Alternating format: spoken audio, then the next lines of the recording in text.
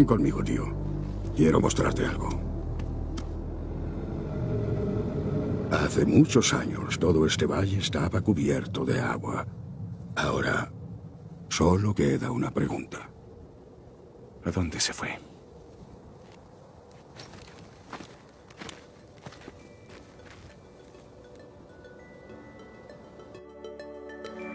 Puede ser que tengamos el agua faltante en forma de lluvia mañana, pasado, en estos días. Pero lo cierto es que nos hemos pasado todos estos últimos meses repitiéndonos esta pregunta: ¿a dónde se fue el agua? Y tal vez también hasta para despertar la conciencia, ¿no? ¿Qué hacemos con el agua cuando no la estamos cuidando? Es decir, casi todo el tiempo. Porque este verano, por primera vez desde el 2020, la pandemia de COVID-19 dejó de ser la principal noticia científica y lamentablemente, como estamos diciendo desde el arranque, en lo que va de este 2023, investigadoras e investigadores son entrevistados casi permanentemente para hablar de este problema serio, muy serio, la sequía. Y aunque no la cuidamos o la tratamos despreocupadamente, el agua siempre será fundamental para la vida, tal como la conocemos en este planeta.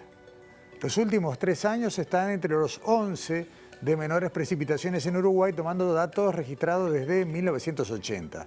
El verano que está terminando será recordado por las olas de calor, por las escasas precipitaciones. En casi todo el territorio, el déficit hídrico se definió en enero y febrero como sequía extrema. Hoy vamos a mostrarles cuál es la real magnitud de este déficit hídrico que en estos años ha tenido explicaciones de la ciencia. Vamos a hablar de los factores que producen a esta sequía y qué se investiga en Uruguay sobre el clima, para que no nos preguntemos, ¿no?, como en la película recién, ¿a dónde fue el agua? Pero no fue lo único que pasó mientras no estuvimos al aire. Pasaron cosas científicas. Y como la ciencia nos apasiona, vamos a dedicar este programa a contarles los hechos científicos más importantes que sucedieron mientras no estuvimos al aire. Porque, por ejemplo, estos fueron los primeros títulos con los que vamos a arrancar hoy.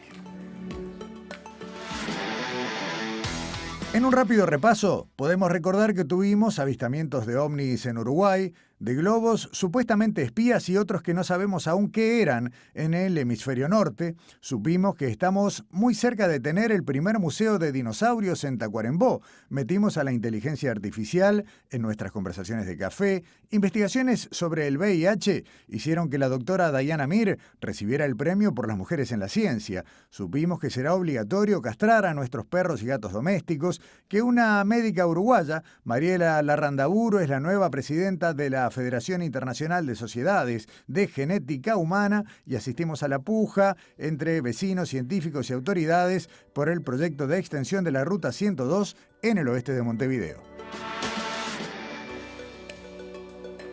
Y hubo todavía más ciencia este verano en la TV, en las redes sociales, en los diarios. Vamos a repasar porque la idea es disfrutar de un salpicón, pero un salpicón científico, porque, por ejemplo, después de 50.000 años volvió a pasar por la Tierra, por acá cerca, el cometa verde. Fue el 1 de febrero, cuando estuvo en su punto más cercano a la Tierra, aunque ya nos había visitado cuando los neandertales y los denisovanos, quienes seguramente no se dieron cuenta, eran los habitantes de la superficie de este planeta, de nuestra roca. Este planeta, este cometa verde, tiene este color peculiar y por eso lo llamamos por la composición química de su cola. Tiene algunos compuestos que hacen que al ser iluminados por la luz del sol se vean de color verde, como por ejemplo carbono diatómico y también cianógeno.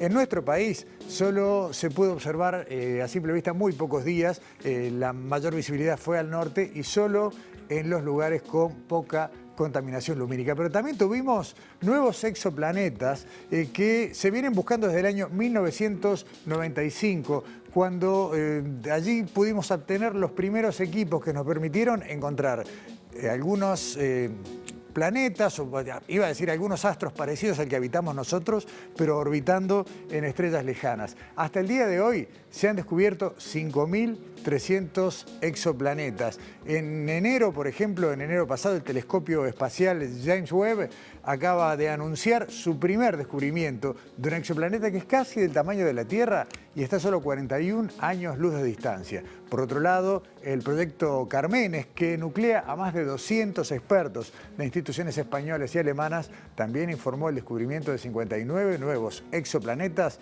y detalló que 10 de ellos serían potencialmente habitables. Pero también tuvimos otras noticias este verano y algunas que fueron anticipadas aquí en Sobre Ciencia tiempo atrás. Tal vez recuerden cuando Gonzalo Tancredi, astrónomo de Facultad de Ciencias, nos visitó en piso para contarnos de qué trataba la misión DART. Son defensas planetarias que estábamos probando para tratar de ver si nos podemos defender de un asteroide que podría chocar con la Tierra. Por eso se buscó impactar y se consiguió al asteroide Dimorphos de 160 metros de diámetro con la precisión de un dardo. Además se consiguió alterar su órbita el triple de lo que se había calculado previamente. Se desprendieron 1000 toneladas de polvo y escombros y esto fue ocasionado por el impacto de una sonda de solo 600 kilos. Esto que generó que el asteroide tenga una cola de 10.000 kilómetros, similar a la de un cometa, y perduró varios meses.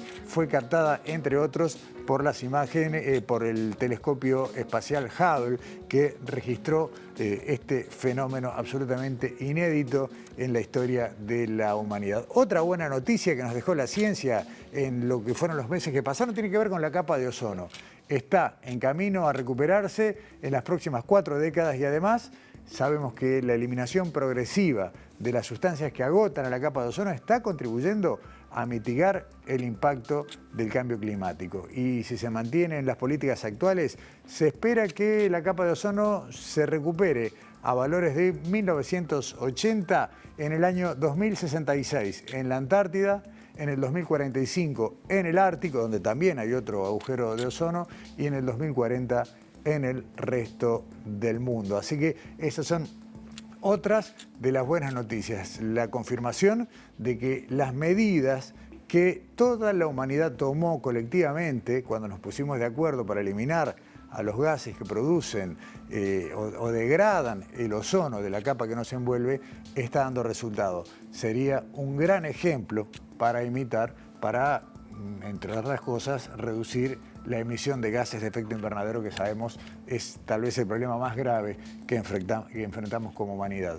Y para redondear este primer salpicón rápido, noticias que tal vez no sean buenas, sino al revés, preocupantes, porque reapareció el virus chikungunya, volvió a ser una preocupación. Sabemos que es transmitido por el mosquito Aedes aegypti y en lo que va del año 2023, en Uruguay se han reportado ya 4 casos afortunadamente importados. Pero miren esto, en Paraguay ya hay cerca de 27.000 casos reportados. En Argentina se ha también registrado contagio autóctono, son al menos 3 casos en la provincia de Buenos Aires y también son 132 los casos importados en la República Argentina. Con esto queríamos redondear un pequeño salpicón de lo que fueron algunas de las noticias de este verano, pero obviamente, como decíamos en el arranque y tratábamos de ilustrar incluso recurriendo a una película, lo que nos preocupa de manera fundamental tiene que ver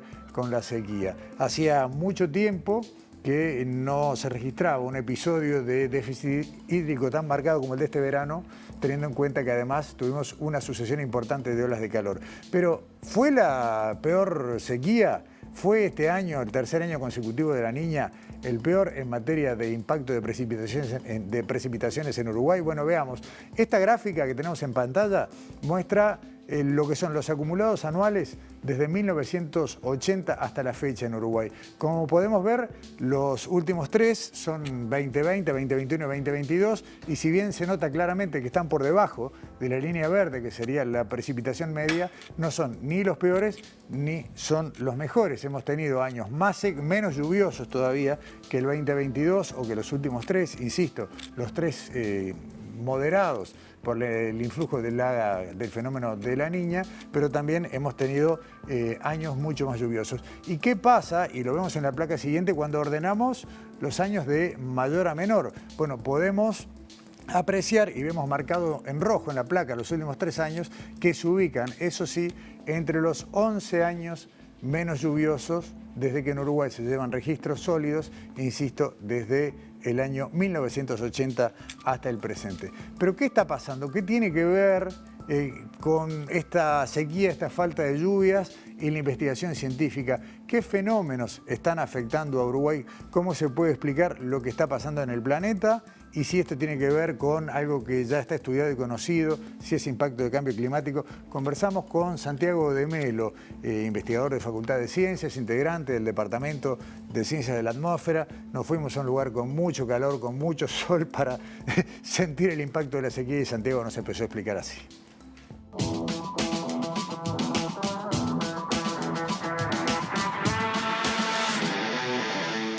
Es una combinación de varios modos de variabilidad que impactan en nuestra región, principalmente en la primavera y en el verano. Tenemos dos modos que son, por ejemplo, la Madden-Julian Oscillation y el modo anular del sur, el SAM, conocido.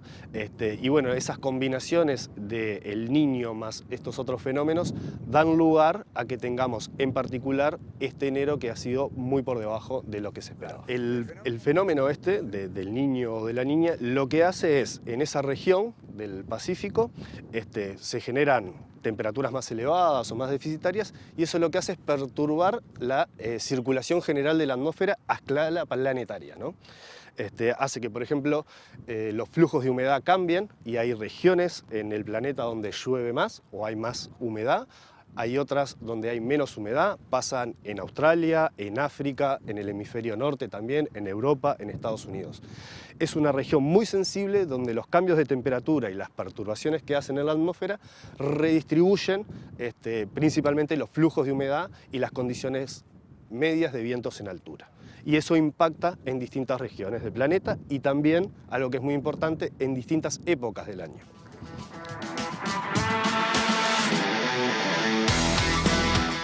Esta fue la primera explicación, una primera aproximación que nos permitía conocer a través de lo que nos decía Santiago de Melo, cuáles son los distintos fenómenos atmosféricos que interactúan para ver qué resultados, qué pasó en Uruguay si miramos la precipitación registrada a lo largo de los años completos, 2020, 2021 y 2022, que como sabemos los tres tuvieron el impacto del fenómeno conocido como la Niña. Vemos claramente que el más seco fue el 2022, o el que tuvo el déficit hídrico más marcado, perdón, el 2020 debí decir, donde los colores marrón oscuro indican sequía extrema, el marrón claro sequía moderada y el blanco precipitación normal. El 2021 y el 2022, salvo algunas zonas, como se puede ver, que tuvieron falta de agua, en realidad la mayor parte del territorio estuvo igual.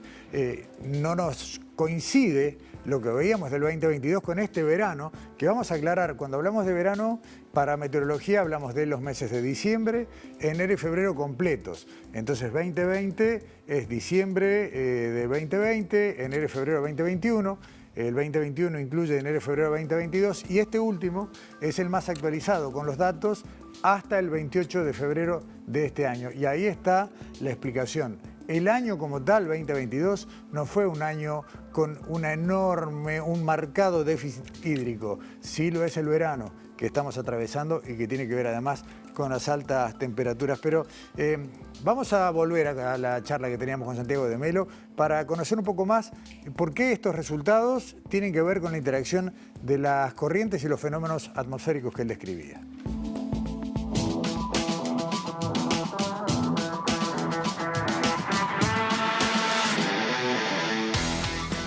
Hay tres fenómenos atmosféricos que intervienen para generar este escenario de mucha escasez de lluvia. Hablaste de Madden-Julian, sí. Hablaste del modo anular del sur, sí. Y del Niño. ¿Cómo funciona? ¿Cómo interactúan? Bien. Principalmente a escalas más largas de tiempo, la Niña, como ya te comenté, lo que hace es favorecer a nosotros un déficit principalmente de humedad. Pero se necesita también eventos de precipitación o fenómenos meteorológicos que hagan que toda esa humedad se condense y haga llover. Hay un modo, que es el SAM, el modo anular del sur principalmente, que lo que hace es un modo que circula alrededor, digamos, de la Antártida, que hace que los fenómenos meteorológicos, principalmente los sistemas de bajas presiones, estén más concentrados hacia el polo sur o que se vengan más sobre nuestra región. Entonces, en esta época en particular, lo que hacen esos sistemas de bajas presiones que tienen asociados sus frentes fríos es generar los mecanismos que activan los fenómenos de precipitación. Los frentes fríos o cálidos pueden activar la convección profunda o eventos como el que tuvimos hace unas 2 semanas más o menos, que hubo un ciclón que nos afectó a nosotros, ¿sí? Y eso hizo que, por ejemplo, tengamos registros de precipitación del orden de los 15 milímetros, que ha sido como un bálsamo dentro de toda esta... Tenemos poca humedad, básicamente por la señal de la Niña, y no tenemos nada que lo haga llover. Con este modo, que lo teníamos muy hacia el sur, muy retraído hacia el sur, los frentes no entraban, los ciclones no entraban, y por eso persistieron tantos días de condiciones sin lluvia. ¿Y Madden-Julian cómo interactúa con esto? Madden-Julian es una onda que va girando a escalas de 60 a 90 días alrededor del ecuador. Es un modo atmosférico, está vinculado en primavera y verano principalmente en algunas de sus fases, que fomentan el aumento de precipitaciones principalmente al norte del país. Hay varios artículos que tienen Marcelo, Matilde y Madeleine que muestran que justamente en primavera y verano es donde distintas fases de la MJO, Madden-Julian Oscillation, es la que tiene un impacto en el aumento de las precipitaciones.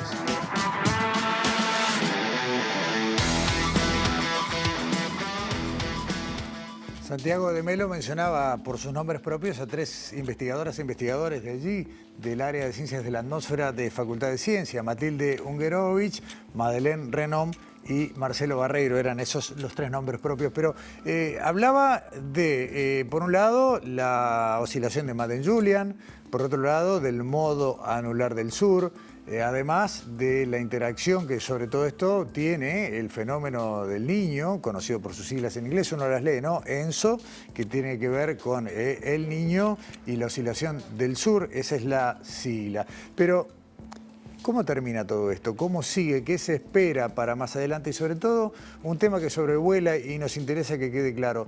¿Tiene o no tiene que ver el cambio climático en todo esto? Y por otro lado, hay investigaciones en Uruguay que están viendo si hay un vínculo o no en este déficit hídrico, en este fenómeno y el cambio climático. Cerramos la charla con Santiago de Melo.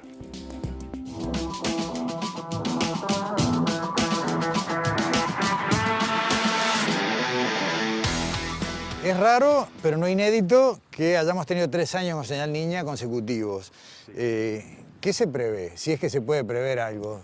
Los modelos y las simulaciones que tenemos a la fecha de hoy están indicando que la señal de la Niña se está debilitando. Y si la señal de la Niña sigue evolucionando como se esperan los modelos, ya estamos en una Niña que se consolidaría casi como border o casi en condiciones neutras para lo que serían los primeros días de fines de marzo, primeros días de abril. Y en cuanto al modo anular del sur, también está... El modo anular del sur ahora estaba en su fase neutra, estaba haciéndose a condiciones normales. Estuvo bastante en condiciones, valores positivos, principalmente los primeros días de febrero y también en enero. En promedio estuvo muy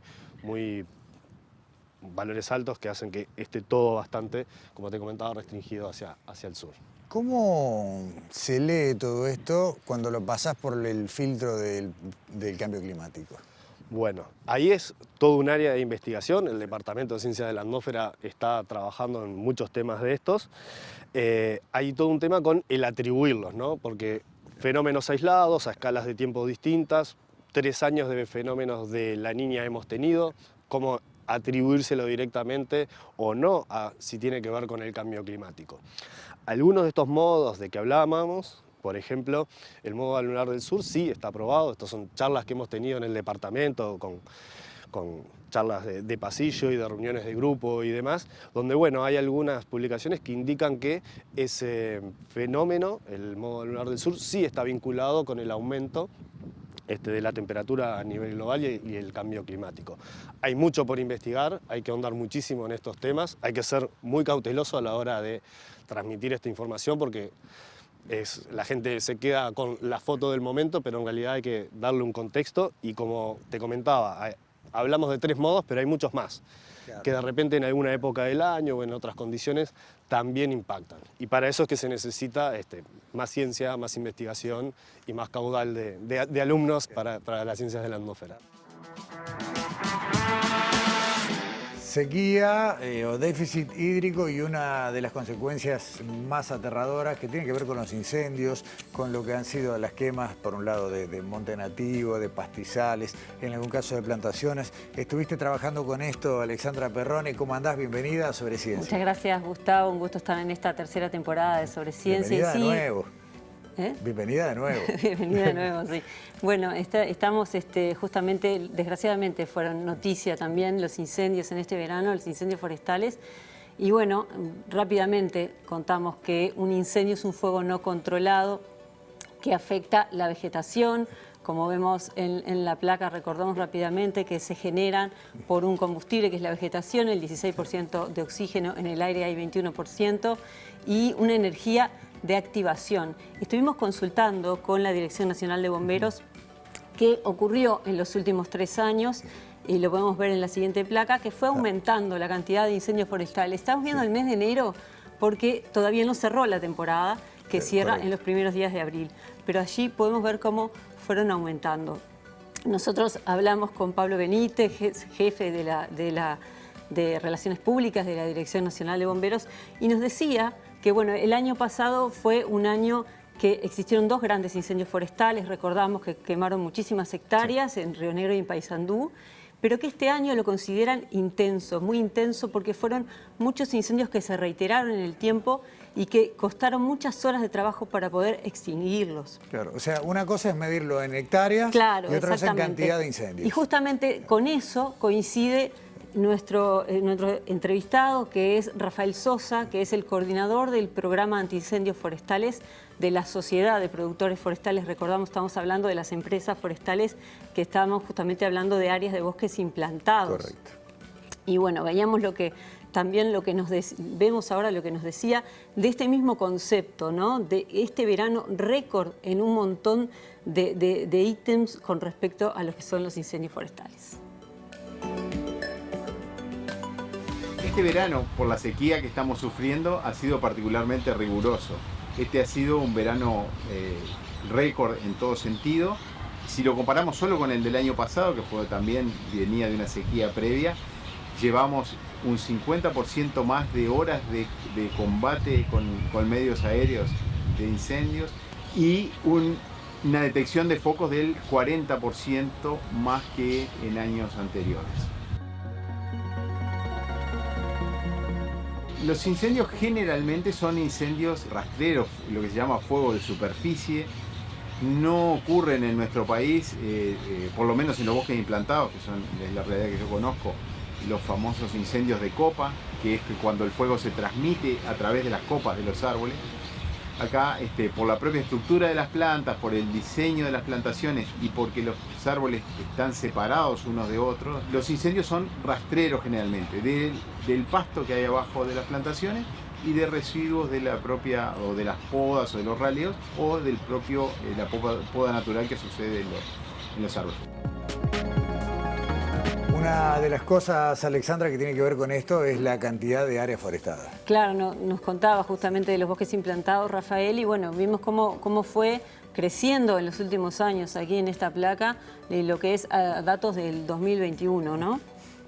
Y bueno, también podemos ver la siguiente placa de lo que pasó, justamente lo que hablábamos de los bosques quemados en la temporada 2021-2022, y lo que ellos también cierran al principio de los primeros días de abril, pero acá tenemos también la cifra de lo que va del mes de febrero. Es notable la baja en cuanto a superficie. Exactamente. Pero acá solamente hablamos de lo que vos dijiste recién, bosques implantados. Bosques implantados, sí. Y bueno, y ahora nos cuenta Rafael cómo actúa el fuego en bosques implantados, porque ellos a la hora justamente de plantarlos toman precauciones en esto de los incendios forestales. Lo vemos. Cuando estamos hablando de bosques implantados, estamos hablando generalmente de eucaliptus y pinos. Se queman de distinta manera dependiendo del destino y el tipo de las especies de eucaliptus que haya y el destino de esa producción.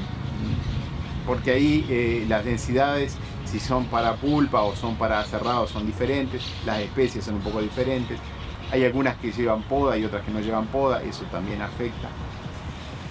Pero lo que más afecta en el caso de un incendio es la edad del bosque. Bosques más jóvenes, una plantación de 1 o 2 años, o hasta 3, 4, sufre generalmente mayores efectos que una plantación más adulta. Las pérdidas totales generalmente se dan en los bosques menores, ¿no? Porque ahí generalmente hay pasto, el fuego, aunque pase rápido, hace un daño importante a árboles con mucho follaje. A veces ocurre que sí, se mueren, y en ese caso las situaciones son muy diferentes. Algunos pueden tener un uso secundario, algunos siguen y después con alguna afectación pueden seguir su ciclo productivo, y otros deben cosecharse para un fin secundario, como por ejemplo la leña. Y bueno, obviamente la pérdida de valor entre el esperado y un uso de ocasión, digamos, obviamente que se afecta el valor del bosque.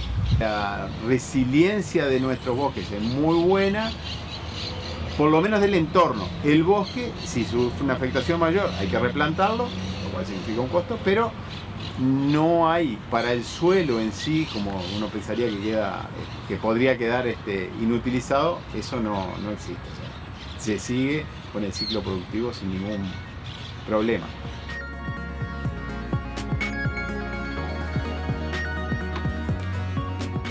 Esta es la afectación, Alexandra, ¿no? Y de alguna manera también lo que pasa o cómo cambia, ¿no?, la ecuación económica entre un bosque que crece sin fuego y un monte que se quema. Pero hay un montón de medidas para prevenir. Claro, sí, bueno, justamente Rafael coordina el programa, el operativo de protección antiincendios forestales, que cuenta con un montón de tecnología, 15 torres con cámaras operadas con inteligencia artificial, con observadores, 5 rutas de aviones, 21 brigadistas, bueno, más de 100 personas trabajando en temporada.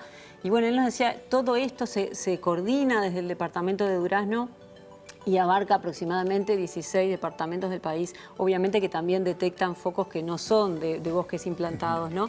Trabajan en forma multidisciplinaria, con bomberos, con la DINASIA, con INUMED, o sea, es muchísimo trabajo coordinado para todo el país para justamente estar alerta en lo que nos va a contar ahora en la última parte del informe de Rafael, que lo más importante que es la prevención de los incendios forestales, fundamental para que no ocurran más. El operativo de protección antiincendios forestales que coordina la Sociedad de Productores Forestales y llevan adelante y financian las empresas forestales privadas, surgió como una necesidad de actuar de manera rápida ante los incendios forestales, que lo ideal es que no bien detectados sean atacados para evitar que se transformen en grandes incendios. La mayoría de los incendios forestales tienen origen en el hombre, la gran mayoría. Entonces, lo que falta es un poco que todos tomemos conciencia de que las acciones que estamos haciendo si pueden o no pueden generar un foco de incendio. A veces la cuestión más sencilla como salir con una maquinaria agrícola a hacer una tarea que produce rozamiento genera un incendio. Algo obviamente no deseado, pero que si nosotros tenemos internalizado que nuestras acciones pueden generar un incendio, tenemos que evitarlo. Una sencillísima, y todos lo conocen, el cigarrillo por la ventanilla. Lo que nosotros llamamos fuego de banquina. ¿Qué quiere decir? Fuegos que se iniciaron en la banquina porque alguien tiró un cigarro, esa brasita termina generando un incendio, en algunos casos de varios cientos de hectáreas. Entonces, y no necesariamente de bosques, incendios que a veces pueden afectar un cultivo, un campo natural o hasta una casa. Todo un tema que no nos puede dejar de llamar la atención, Alexandra, no de preocuparnos, sobre todo teniendo crear en cuenta, conciencia, claro, no, información. Vos mostraste los números, la cantidad de hectáreas forestadas, más lo que hay que proteger de monte nativo, de pasturas y demás, es mucha conciencia. Es así. La gracias, prevención de los incendios es fundamental. Gracias, Alexandra. Nos vemos. Nos vemos. Pausa en Sobreciencia. Enseguida seguimos aquí en TV Ciudad.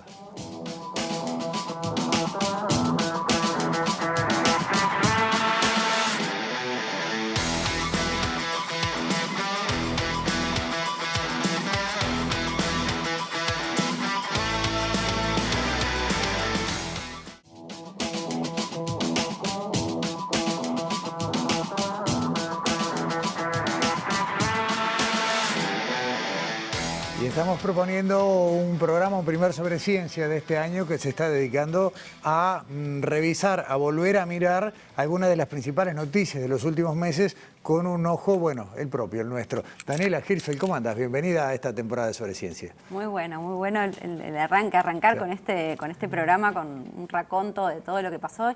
Y ahora vamos a ir a una noticia que quizás a priori no tiene que ver con la ciencia. De hecho, no tiene nada que ver con la ciencia. El hecho en sí mismo, que fue, bueno, una de las noticias del año, que fue esta sentencia que se logró para este grupo de chicos que ejerciendo violencia en grupo, mataron a un joven argentino. Está bien. Estás hablando del famoso, lo que los medios llamaron el juicio de los rugbyers. Exactamente, que se llevó a una condena. Pero ¿qué tiene de ciencia? ¿Por qué lo tocamos aquí en Sobre Ciencia? Vamos a hablar de un efecto que es muy conocido en la parte de la psicología y en la etología, que es el estudio del comportamiento, las ciencias que estudian el comportamiento, que se llama efecto manada. El efecto manada, un poco lo que dice la definición, es esa tendencia a hacer o pensar cosas porque lo piensa o lo hace la mayoría, quizás no razonando realmente lo que está pasando. Entonces, esa es un poco la definición que nos retrotrae también a una cuestión animal, ¿no? Muy instintiva y hasta peyorativa, ¿no? El comportamiento de manada como algo peyorativo, si lo contraponemos, por ejemplo, con cuando decimos una persona muy humana, estamos hablando de algo positivo, ¿no? Pero bueno, para hablar de esto desde la ciencia también podemos traer la evolución a la pantalla, ¿no? Y podemos hablar en la siguiente, aquí en esta placa, que nos dice, bueno, el efecto manada tiene una cuestión biológica, ¿no? Y casi habitual, que tiene que ver con, bueno, cuando nos ponemos determinada ropa porque hay moda, porque escuchamos determinada música o porque pensamos algo, porque lo piensa la mayoría. Si te seguí bien, vos venías hablando de una conducta que se desarrolla de manera evolutiva, o sea, en la evolución de la especie humana. Claro, en la evolución tiene un efecto biológico, un efecto hasta casi de supervivencia, ¿no? O sea, a lo largo de la historia el ser humano actuó como la manada para incluso hasta poder sobrevivir.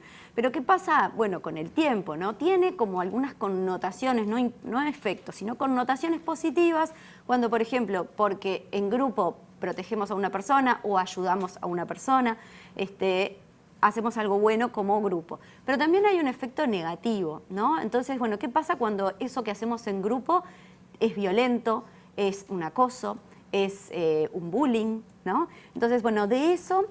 Esa es la connotación negativa de este efecto. ¿Somos proclives entonces a este efecto, ya que es algo biológico?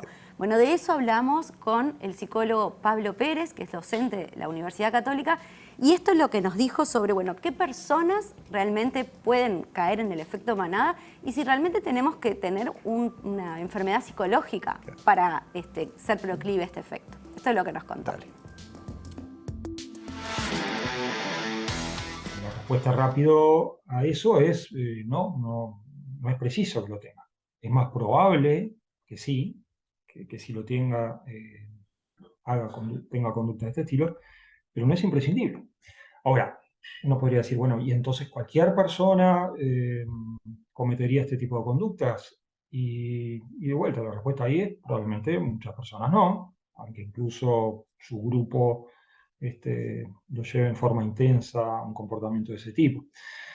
Pero sabemos en este sentido que no es que todas las personas, y a veces es lo más sencillo, decir, bueno, estos son una especie de demonios, estas personas son malísimas y son seres, no sé qué. Y a veces lo más, de alguna manera que nos complica más pensarlo, es cuando vemos que en realidad no era gente tan especial, que eran gente que parecía bastante normal, ¿tá? Y sin embargo tuvo conductas espantosas que dañaron fuertemente a otros. Sabemos que de hace muchos años de que eso ocurre, que gente buena puede hacer cosas malas en ciertos contextos especiales.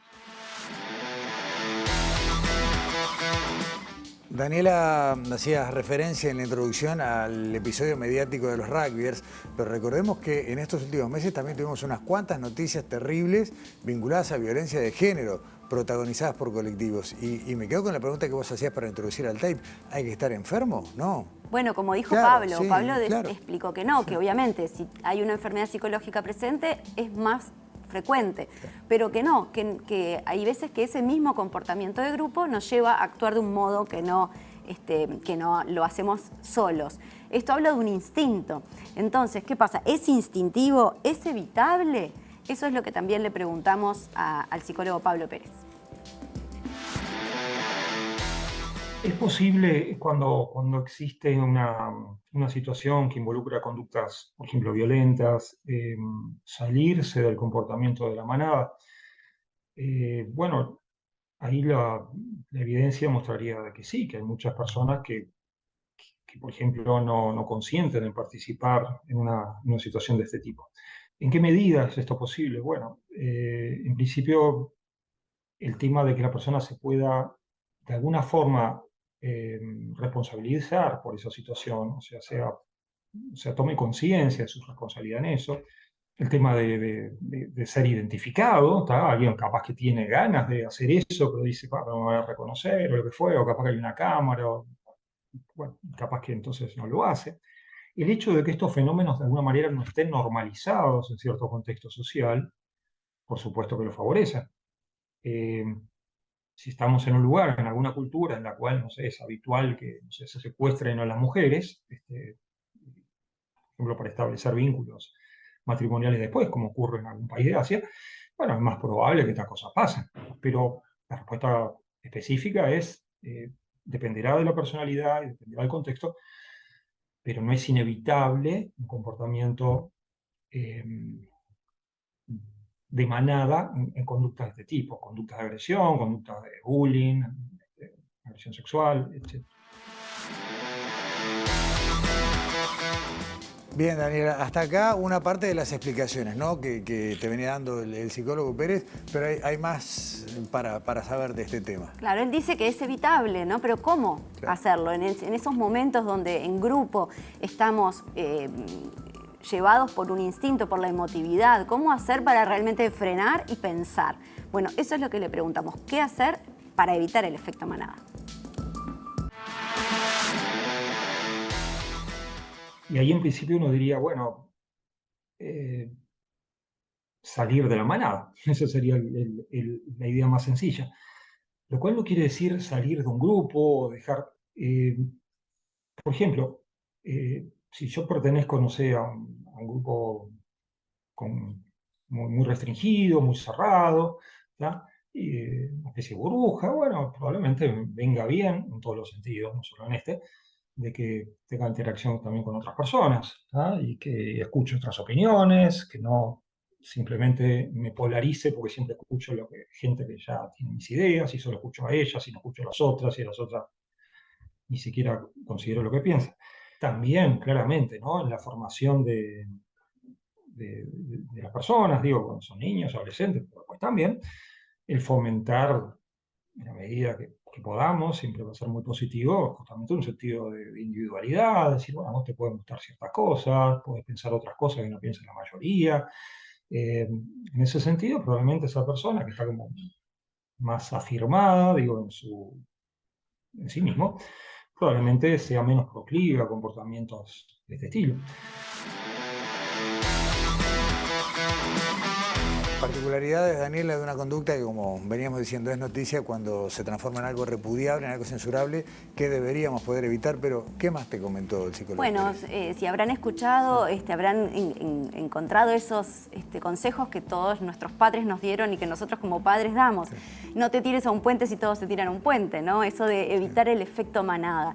Entonces, bueno, esa es una de las razones, de los motivos por cómo, digamos, de cómo hacer para evitar. Pero, ¿qué pasa pasa hoy en la actualidad, donde las sociedades van cambiando.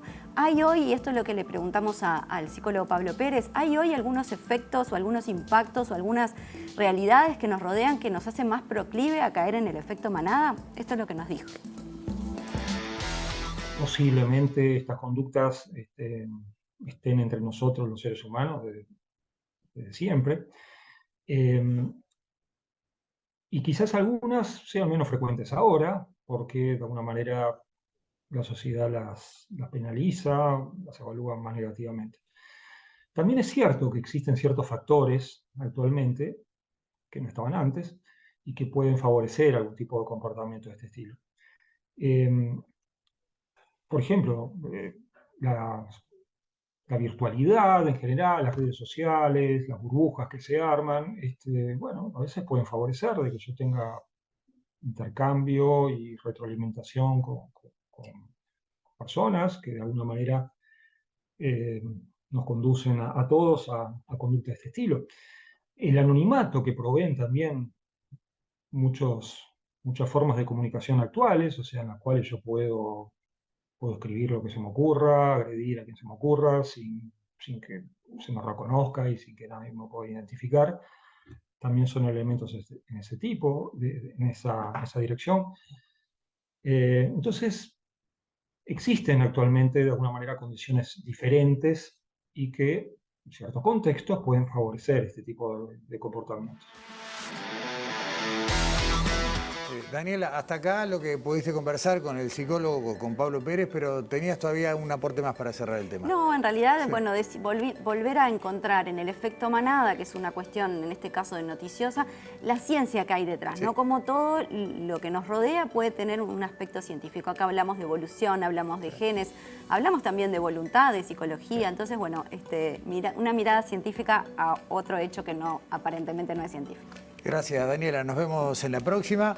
Nueva pausa aquí en Sobre Ciencia y al regresar nos vamos a meter todavía en más noticias que tuvieron que ver con los medios y con la ciencia en estos últimos meses.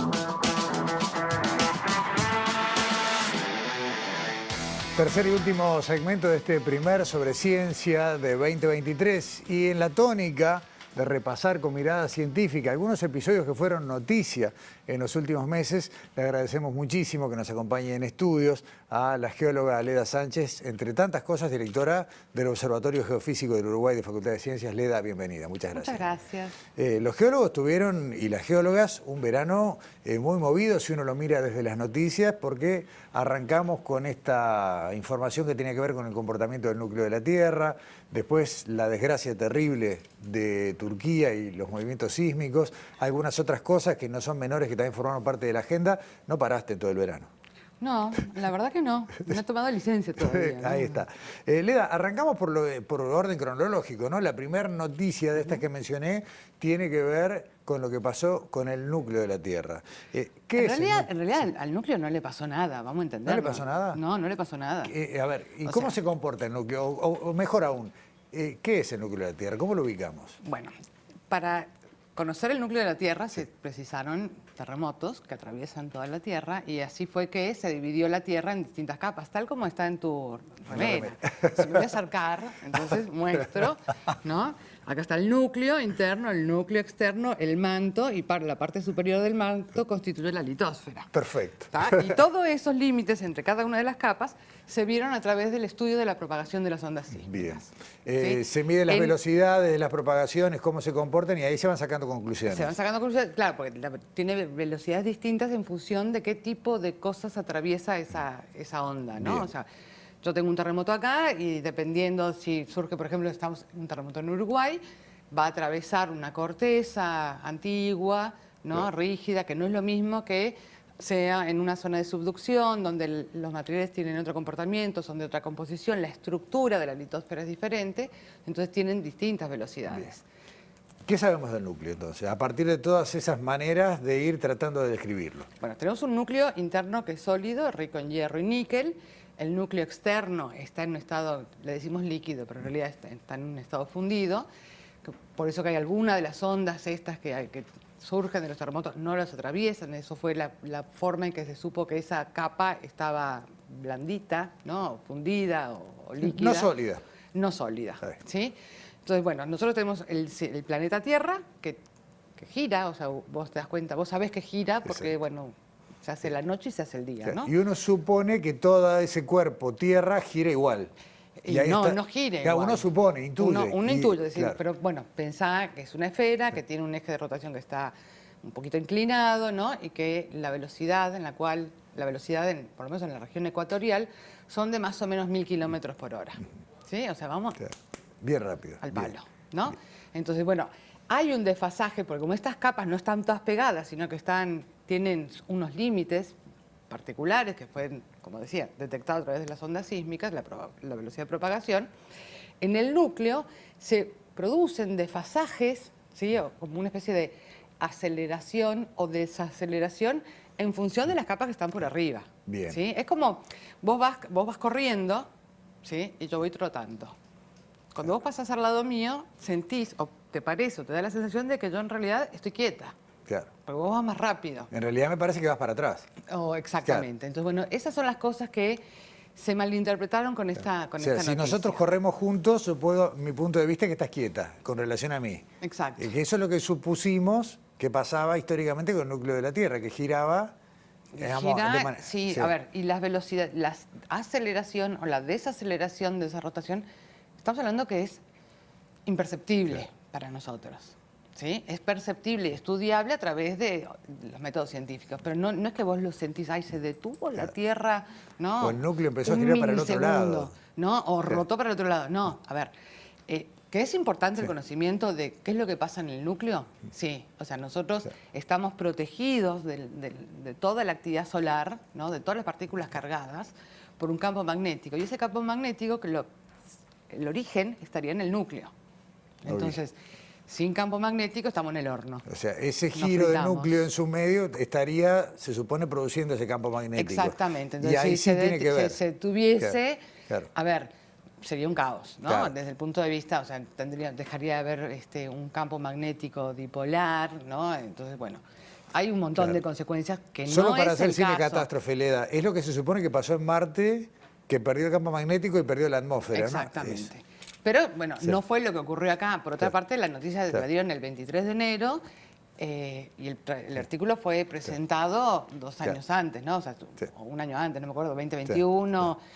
Se lo aceptaron en el 2022 y salió publicado en el 2023. O sea, que si se hubiera detenido, ya lo hubiéramos percibido Bien. de otra manera, con otra información, ¿no? Satelital, por ejemplo. de No que- es el hecho dramático. No. Lo que sí fue un hecho dramático, lamentablemente, fue lo que pasó en Turquía. Sí. En realidad uno dice un movimiento sísmico y no, son un montón de sísmicos. Te escuché decir que no es correcto hablar de réplicas, ¿puede ser? No es que no sea correcto. A mí que para esas las réplicas y los precursores fueron definidos fundamentalmente para las zonas de subducción, ¿no? O sea, tengo un sismo principal, o sea, y todo eso lo definimos después de que ocurre. Correcto. ¿No? O sea, yo no sé si el que se vino el primero es la réplica o es el principal o lo que sea.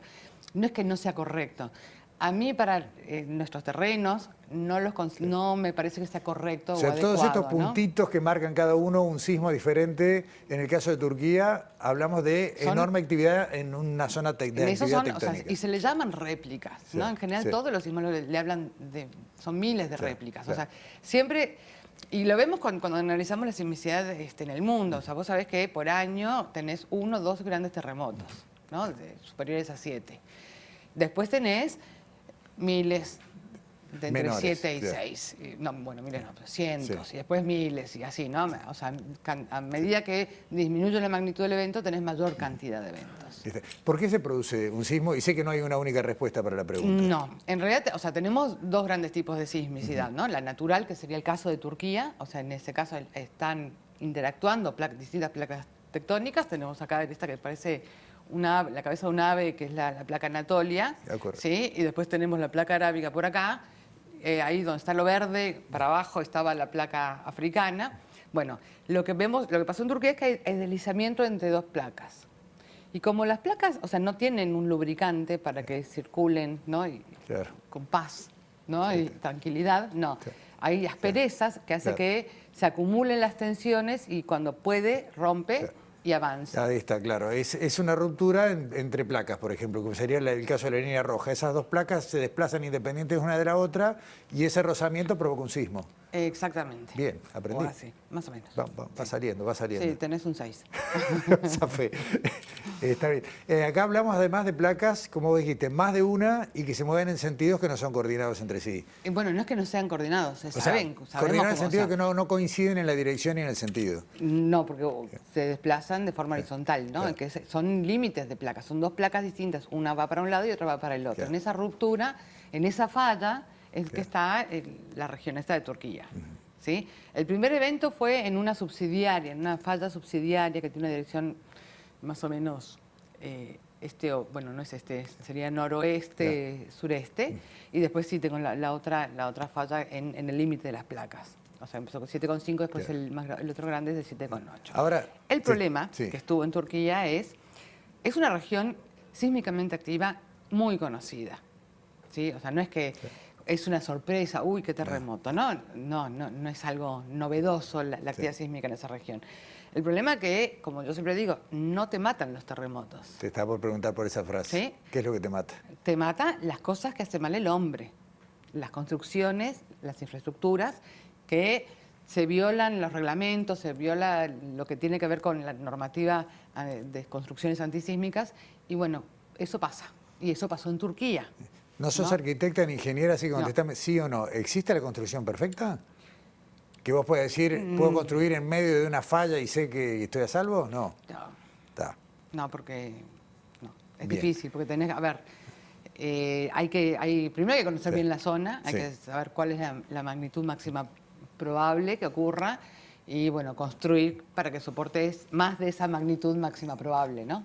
Dijiste conocer bien la zona y Sí. me voy a meter en la última parte de esta conversación, en la nuestra, porque cuando hablamos de Turquía hablamos de grandes fallas, de una zona con una sismicidad conocida porque hay varias placas importantes. Y además hay historia, ¿no? De monitoreo sismológico. ¿Qué sabemos de acá? ¿Qué sabemos de Uruguay? Acá? Bueno, yo te puedo decir que en este mes de marzo y en estas fechas más o menos, estábamos hace 10 años construyendo la primera estación sismológica en el país, al sur de la localidad de Aiguá, que empezó a funcionar el día 23 de marzo. Bien, o de sea, hace 10 años. Está para festejar sus 10 años pronto. Exactamente, digamos, la primera estación. La primera estación, ¿por qué digo esto que es importante? Porque el Uruguay fue el último país del continente en tener estaciones sismológicas. Porque siempre creímos que no pasaba nada. Siempre se dijo, en el Uruguay no tiembla. Más allá que hay datos históricos, ¿no? Que están en la prensa de la época, hay otras publicaciones. O sea que en este mapa que estamos viendo, con fechas que registran movimientos sísmicos en Uruguay, hay varios que ya corresponden a los últimos 10 años y que son captados por esa red de la cual la primera estación fue la de Aiguá. Exactamente. Exactamente. Yo sé que no siempre funcionan todos, pero ¿cuántos equipos hay instalados en Uruguay? Tenemos instalados 19 y uno en la Antártida. Ah, cierto, en la isla Rey Jorge, ¿no? En la isla Rey Jorge. Bien. A partir de esos 19 equipos, más allá de que por cuestiones de presupuesto no siempre todos funcionan y no sabemos todo lo que podríamos saber en 10 años de información, ustedes reconstruyeron históricamente todo este mapa que tiene que ver con todos los sismos que se han conocido en nuestro territorio alrededores y han sacado una conclusión. No deberíamos estar tan tranquilos. No, nosotros hicimos un estudio con un colega neozelandés, con Peter Baxter, para estimar desde el punto de vista probabilístico cuál es el sismo máximo esperable y cuándo podría ocurrir este sismo máximo esperable. Y el resultado que nos dio fue que el sismo máximo esperable puede tener alcanzar una magnitud de 6,3 y podría ocurrir dentro de 10 a 25 años. ¿Y cuál sería la zona? Si bien Uruguay es chico y creo que se sentiría en todo el territorio, ¿cuál sería la zona probable en que ocurriera? Nosotros lo hicimos por región, hicimos un radio de 300 kilómetros con centro en Montevideo y otro con centro en Buenos Aires. Bien. O sea que puede suceder... Usando los datos, claro, ¿no? De la información sísmica a nivel regional. ¿Cuál fue Porque los terremotos no tienen fronteras. ¿Cuáles fueron los últimos 2 o 3 sismos que tuvimos en territorio Los uruguayo? más conspicuos que hemos tenido ahora han sido los de Florida, los que han ocurrido a lo largo de... 2 años ya? Y fue el 8 de mayo del 2021, el primero, y después en noviembre, y no me acuerdo También del la 2021, fecha, sí. es del 2022. Ah, hace poquito, hace El 3 año 4 pasado, meses, sí. claro. Sí, el Bien. de mayo del 2021 fue de magnitud 4,6 y el otro más fuerte del año pasado, de noviembre, fue de 3,8. Y lo que tienen es que la forma de onda de estos 2 eventos, de estos 3 eventos, en realidad hay más eventos, Sí. son muy parecidas. Lo que me está diciendo que tengan un origen en la misma estructura geológica, o sea, la misma falla. En general, cuando yo tengo una ruptura y tienen la forma de onda, se asemeja, ¿no? O Correcto. sea, Sí. cada evento... Si el origen es el mismo, produce deja como una forma, huella, digamos. como una huella, sí. Una marca. Te despido con una pregunta. Si es que se puede responder, como yo te le voy a preguntar, ¿cuántas fallas de interés o preocupación hay en lo que hoy es territorio de Uruguay? Grandes, así como grandes, ahí yo te diría que por lo menos 4. 4 ¿Cuáles? ¿O estructuras. dónde? Una puede ser es la zona de Cizalla Sierra Ballena, o sea, toda que va de sur a norte y sigue hasta Brasil. Hasta Florianópolis, de Que- Sierra Ballena hasta Florianópolis. Sí. Hay otra también más hacia el este, hacia lo que es lo que conocemos como el Tramo Punta del Este, que ahí ya hemos detectado en estas 2 algunos eventos. Y después tenemos la Sarandí de G, que Claro, es que es la que tembla en Florida. que es la que tembló en Florida, y después toda la estructuración regional del Río de la Plata, que está asociada a las estructuras que dejó la tectónica de la apertura y generación del Océano Atlántico. Te despido, pero con una promesa. Antes que termine el año, vamos a detenernos a mostrar a la gente bien dónde están las fallas y cuáles son las particularidades de Uruguay que no las conocemos. Dale. Dale, gracias, No, Leda. gracias a vos. Hasta pronto. Cerramos esta edición de Sobre Ciencia, la primera de este año 2023. Gracias por su compañía. Nos vemos la semana que viene.